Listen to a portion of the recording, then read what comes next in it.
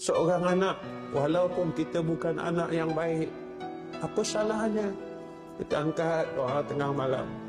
Kerana Nabi kata di antara doa yang tidak ditolak oleh Allah, satu, doa mak, doa ayah pada anak-anak.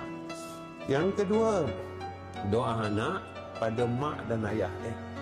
Apa salahnya seorang anak dia tak mampu nak balas jasa mak dan ayah dia dengan duit? Ada anak-anak yang macam tu, Ustaz, saya bukan kaya, saya tak mampu, Ustaz, nak bagi duit dekat mak ayah saya setiap bulan, saya pun tak cukup, Ustaz. Balaslah jasa mak dan ayah kita dengan doa. Kerana doa seorang anak itu makbul, Nabi cakap. Doa seorang ayah pada ayah dan ibu